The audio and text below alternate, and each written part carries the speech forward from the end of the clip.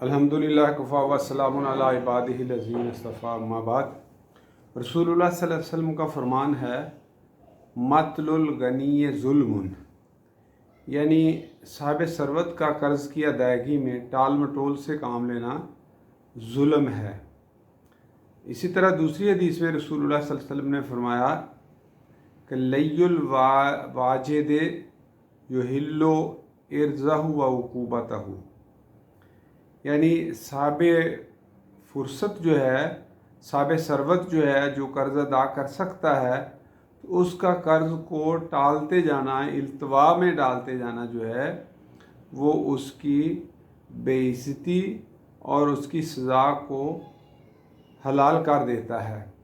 तो कर्ज़ जो है वो अल्लाह ताला के यहाँ एक बहुत अच्छा अमल है, लेकिन जो आदमी किसी से कर्ज़ लेकर उसको फिर वापस नहीं करता, बल्कि उसकी नीयत ही वापस करने की नहीं होती, तो रसूलुल्लाह सल्लल्लाहु अलैहि वसल्लम ने फरमाया कि अल्लाह ताला उसको उसके हवाले कर देता है। लेकिन जो कर्ज़ लेता है और उसकी नीयत वापस करने की होती है, तो फिर अल्लाह ताला उसके लिए वसाइल फराहम कर देता है।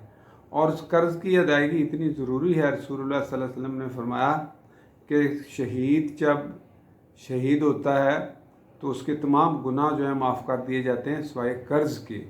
इसी तरह अगर कोई किसी मकरूज़ की मैयत आती जनाजा के लिए, तो रसूलुल्लाह सल्लल्लाहु अलैहि वसल्लम जब तक उसके कर्ज़ की अदायगी का बंदोबस्त ना हो जाता, तो आप सल्लल्लाहु अलैहि वसल्लम उसका जनाजा नहीं पढ़ा करते थे। तो इसलिए कर्ज़ की अदायगी बहुत ज़रूरी है, ये हकूक़ुल इबाद में से है। तो अल्लाह ताला से दुआ है कि वो हमें किताब व सुन्नत को समझने की और इस पर अमल करने की तौफ़ीक़ अता फ़रमाए। अम्मा अलैना इल्लल बलागुल मुबीन।